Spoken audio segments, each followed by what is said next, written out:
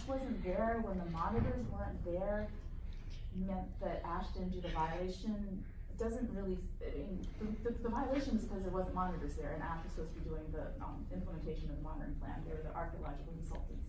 So that's phase 9, and so I don't think that really says anything there. As far as phase 6, it was actually really interesting. I didn't get a chance to read the order until recently, this April 19th.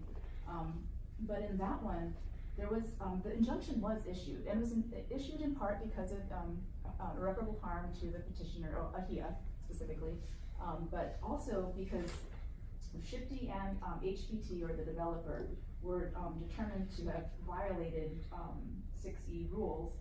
And so, finding of fact 109 was that HPT's archaeology firm, which was ASH, has not calculated the minimum number of individuals represented by the 40 or 50 fines of disarticulated EB kupuna. And then the conclusion of law that led to the violation was COL 70, HPT violated HAR 13-332 by failing to calculate the number of individuals represented in the 40 to 50 instances where disarticulated EB kupuna were encountered. So even though there was no determination that ASH violated, the reason that HPT got the violation was it was the party, and their consulting firm was the one that failed to calculate the minimum number of individuals. So that, I think that's what the fact would be there. There was a question about why we filed the case with Shifty and then also this petition. So we filed this petition January 2018 because we learned all these facts through our phase 9 case about the 30 to 50 hours per week, per year of contract work, and that their owner, although I know that Bertino Hazukas has subsequently said that their office manager didn't say that they prepared the archaeological assessment. I mean, during that those September 2017 hearings, and these are Exhibit 1 and to our reply. Can I ask you a question? Yeah. I haven't made up my mind, but I'm very interested to know why you suddenly came to the land board in the middle of your getting ready to go to trial in the Second Circuit in front of Judge Cardoza. Well, we went to that was filed after the, What was filed after? The appeal, so there's the appeal from, of the Department of Public Works grading permit for this, the phase 9 work, to continue.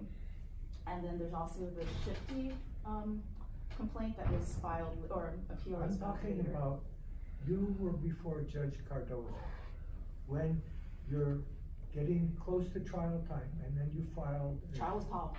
The evidentiary hearing was Paul. This was like September 2017. That's when we found out all of this stuff. And so then in January 2018, we filed a petition based on these facts. And our petition, our prayer for relief, is not is a determinant of the applicability of all these rules. I see, with all due respect, ma'am, I see counsel wagging their head sideways. Sideways means no, up and down means yes, as far as I remember, but, you know, I went to public school, so I'm not so sure. So, Well, so what, well, maybe I clarify gotta ask that. the other counsel what their situation is. Yeah. There is not a trial scheduled. Okay. Phase 9. Okay. So okay, so the point of the question was, why did we file this? We filed this to get a determination from you all, which about how your rules should be applied to the 30 to 50 hours, to the tenuous relationship between the ASH and its principal investigator. I know that there's apparently there's testimony now that if the 30 to 50 hours is now for 2 weeks. There was no documents or anything else to clarify that mistake or timesheet that would be a little more helpful. But in any case, the reason why we filed this, the Shifty, appeal came after the 2019 permit was, renewed, and we had asked for a contested case on that because, there's like 700 EV in this area, and the way that they have been handled is injurious to the petitioners, and the people who are at the front line of handling that has been ASH, and so that's why they wanted the contested case. We had no ruling in this case, so at this point, the pending litigation is just whether or not they should have the contested case. Did they have a property interest? And this ruling, should you give one today or very soon, would not affect that case until it goes on, if we win, on remand to Shifty.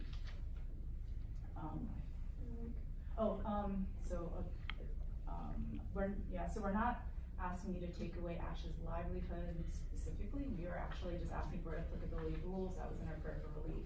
Although, yeah, the logical consequence of how Shifty should be applying this should be applied also to Ash. I know that they quoted Shifty as saying that the archaeologists for Ash are deemed qualified. But if you look at it, it's line on the certificate, the finding, it's not really a finding, it's boilerplate.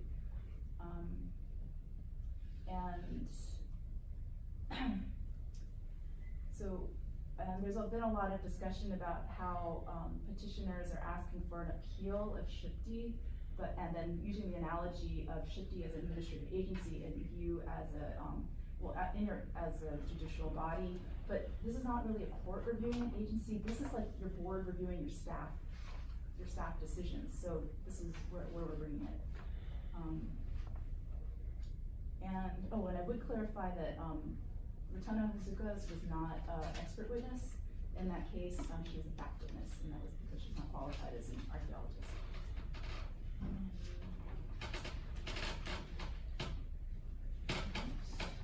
Unless you have any other questions, I don't think there's a whole lot else I need to go over.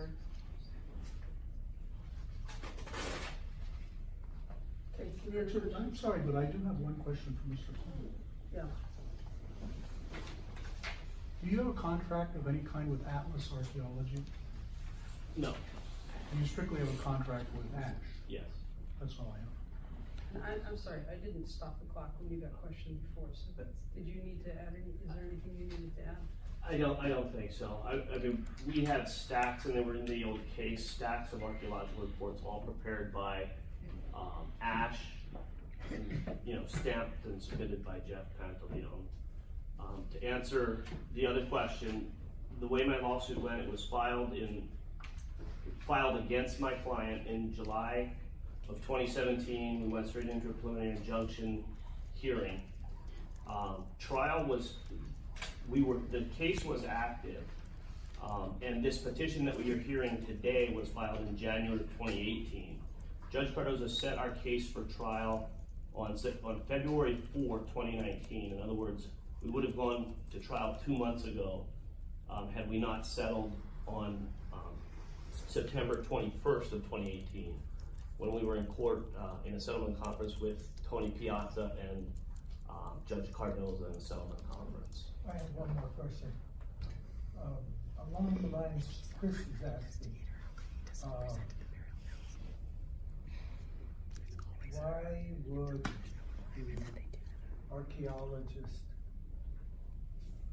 file his declaration, I guess, under his own firm rather than under Ash? I would be speculating because I don't have knowledge of how they operate.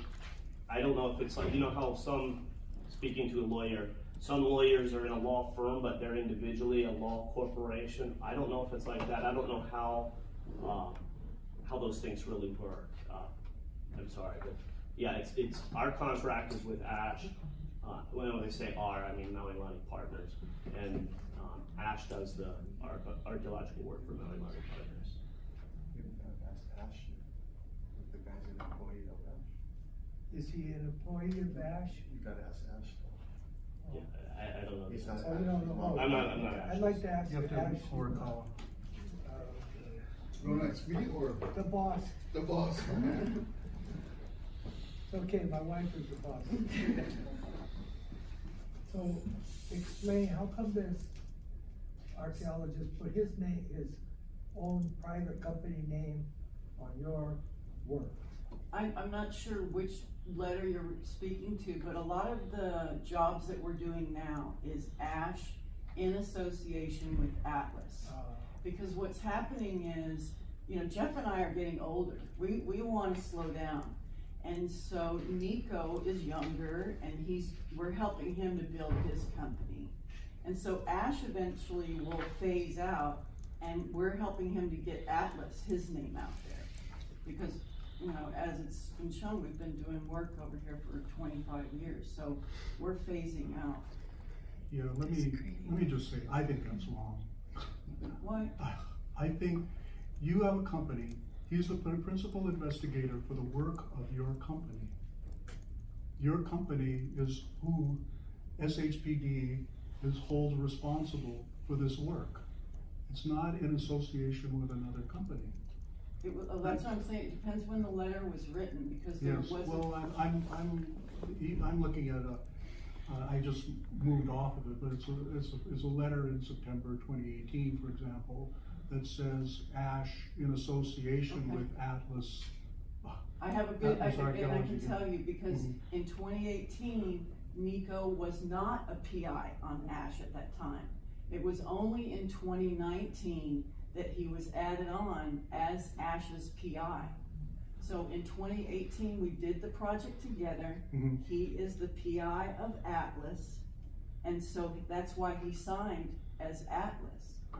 Wait, So that's. but, No, um, no, no, oh, wait, well, I'm wait, sorry. when did he become qualified to be, I forget when he got his master's and he became qualified to be a I believe PI. it was February or May of the 2018 or 2017, I think. Well, you know, as I said, the letter that I don't have it on my screen anymore, Right. but basically, it's, you signed Mm-hmm, for ASH, yes, then he signs for Atlas as principal investigator for Atlas, and then there's a CC to Jeffrey Pantaleo as principal investigator for,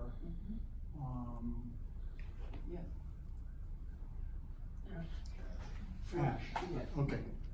I mean, Mm. I understand that it's, I mean, we're not trying to do anything wrong. Again, we did, No. I've done work with other firms that have their license, Scientific Consultant Services. Sure. We've combined and done work together. This relationship happened because Nico did work for us for several years. He went back to get his master's. Now he has his own company. In 2019, he was finally added to ASH as a PI because, like I said, Jeff wants to phase out. I would like to phase out, but there's nothing. I mean, we wouldn't do anything wrong. It's not. We're not signing this to cover anything up. It's just that we're doing work together, and I don't know any other way to explain it. Well, it's just odd to me that, he's not Atlas is not the company that SHPD thinks is responsible for the archaeology on this project, and he has no contractual relationship with the developer. And he's signing So- letters Oh, yes, that we say did it together, we did the job together. ASH and Atlas Archaeology has bid jobs together, and we've written monitoring plans together. Well, that was the question I asked Mr. Kugel a couple of minutes ago. Does Maui Lani have any contract with Atlas Archaeology? And I think the answer was no.